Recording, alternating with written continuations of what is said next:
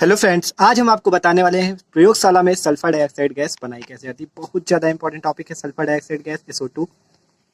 देखो, sulphur dioxide gas को बनाया कैसे जाता है, इसको प्रयोगशाला विधि में इसका पूरा चित्र समझेंगे हम। इसकी विधि क्या होती है, इसके भौतिक गुण और इसमें क्या क्या सावधानियां बरती जाती है। बहुत ज़्यादा इंपॉर्टेंट टॉपिक है। पूरे टॉपिक के बारे में पढ़ेंगे। सल्फर डाइऑक्साइड का सूत्र, इसका अणुभार, इसका रासायनिक सूत्र, सब क्या होता है। ठीक है, देखो देखते हैं सल्फर डाइऑक्साइड में होता है क्या। चलिए शुरू करते हैं। देखो, सल्फर डाइऑक्साइड में जो हमारा होता है, सल्फर डाइऑक्साइड में तो सल्फर डाइऑक्साइड का जो सूत्र होता है वो होता है SO2। सल्फर डाइऑक्साइड का सूत्र क्या होता है, फार्मूला जो होता है वो होता है SO2। अणु सूत्र इसका होता है SO2 और इसका अणुभार कितना होता है 64। देखो कैसे हो जाएगा, सल्फर का जो होता है अणुभार वो होता है 32 और ऑक्सीजन का होता है 16। तो दो लगा इसलिए दो का गुणा हो जाएगा यहाँ पे।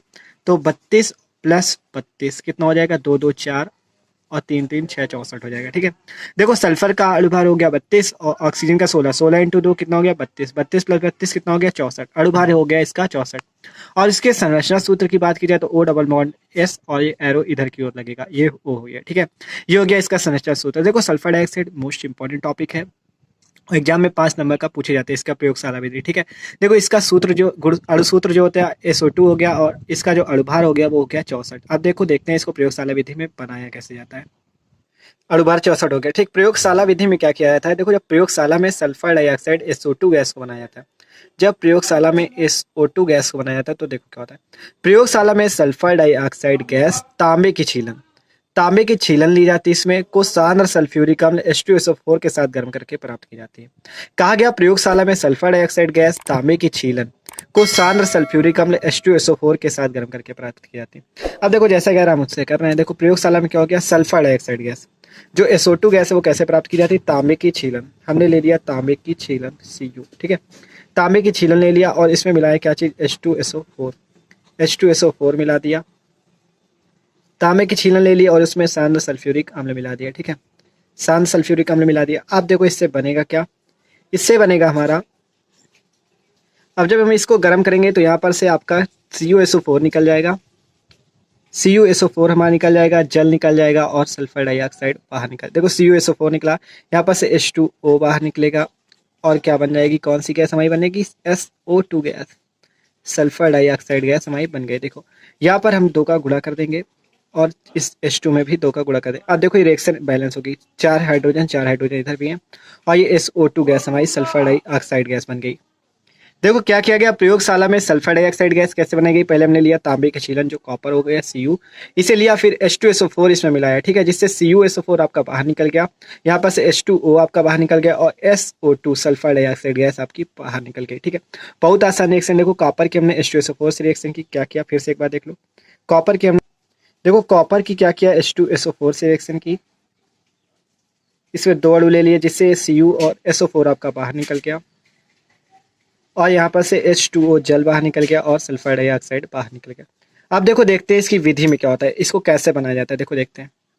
देखो प्रयोगशाला विधि में इसकी क्या होता है, देखो ये हो गई थी, इसमें मोस्ट इंपॉर्टेंट टॉपिक है ये। और देखो देखते हैं इसमें क्या होता है।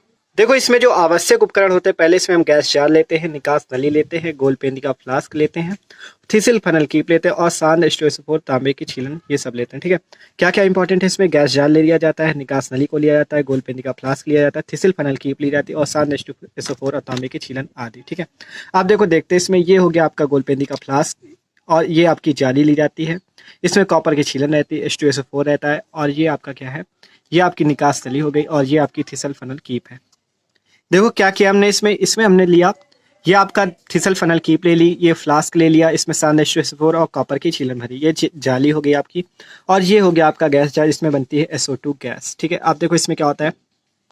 देखो इसमें पहले हम लेते हैं गैस जार। गैस जार में क्या करते हैं, इसमें कॉपर की छीलन और सांद्र H2SO4 लेते हैं। देखो ये कॉपर की छीलन है आपकी, कॉपर की छीलन लिया, सांद्र H2SO4 किया और इसे जाली में लगाकर इस स्टैंड से कस देते हैं। ठीक है, ये स्टैंड आपका लगा है, इससे कस देते हैं। फिर इसे बर्नर की सहायता से धीरे धीरे गर्म किया जाता है।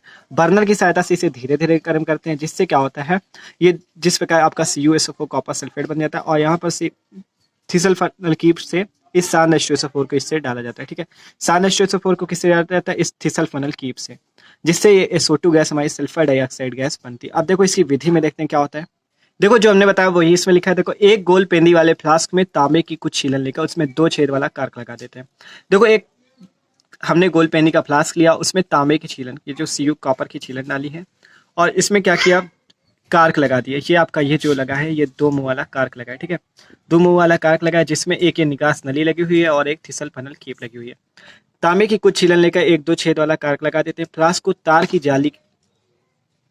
क्या करते हैं, तार की जाली पर रखकर एक स्टैंड से कस देते। फ्लास्क को क्या करते हैं, एक तार की जाली पर रख के एक स्टैंड से कस देते हैं, ठीक है।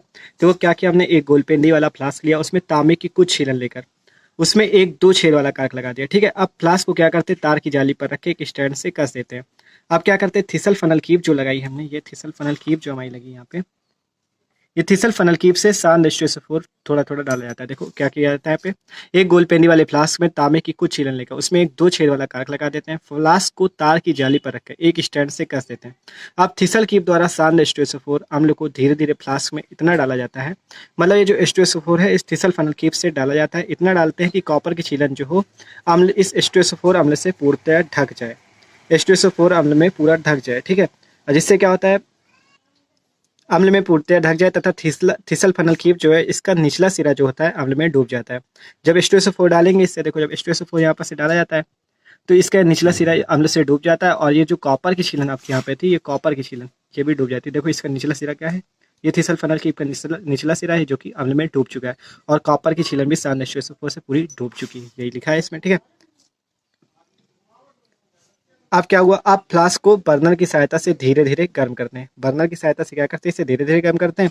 अब क्या होता है, गैस बुलबुले देती हुई निकलती है और एक गैस जार में एकत्र कर ली जाती है। अब क्या होता है, शुष्क SO2 गैस प्राप्त करने के लिए गैस को H2SO4 में प्रवाहित किया जाता है, ठीक है। जब हम शुष्क SO2 गैस प्राप्त करना चाहेंगे तो क्या करेंगे, इसको गैस को H2SO4 में प्रवाहित करेंगे।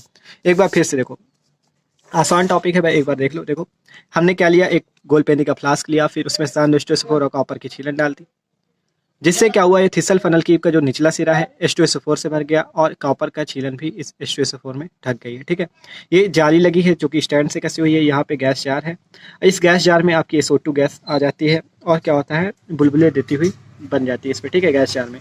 देखो क्या यही लिखा है, एक गोलपेंनी वाले फ्लास्क में तांबे की कुछ छीलन लेकर उसमें 1-2 छेद वाला कार्क लगा देते हैं।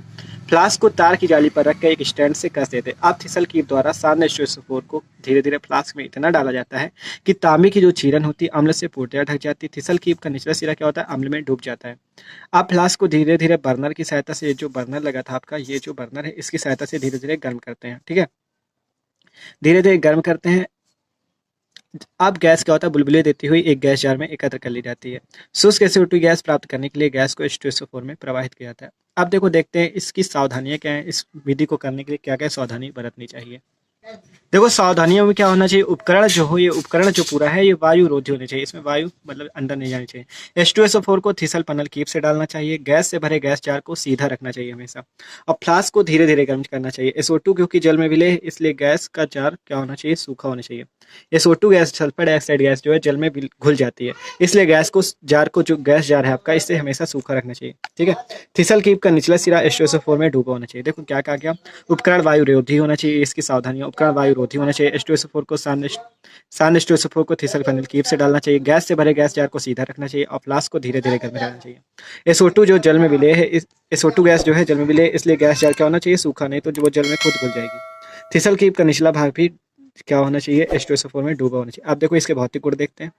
देखो उस SO2 गैस जो है यह रंगहीन तेज गंध वाली गैस है, जल में घुलनशील है, मतलब कहा ना घुल जाती है, इसी कारण से गैस जार को क्या रखा जाता है, सूखा रखा जाता है। यह गैस वायु से 2.3 गुना भारी तथा इसका वाष्प घनत्व 32 होता है। ये हो गया आपका क्या, ये हो गया आपका SO2 गैस बनाने की प्रयोगशाला विधि। बहुत इंपॉर्टेंट टॉपिक है, 5 नंबर का पूछा जाता है एग्जाम में, ठीक है। ये देखो ये था आपका, पूरे चित्र की सहायता से हमने इसको समझाया आपको। अगर वीडियो अच्छा लगा तो प्लीज़ वीडियो को लाइक कर दीजिएगा और चैनल को सब्सक्राइब कर दीजिएगा। Okay, thanks for watching this video.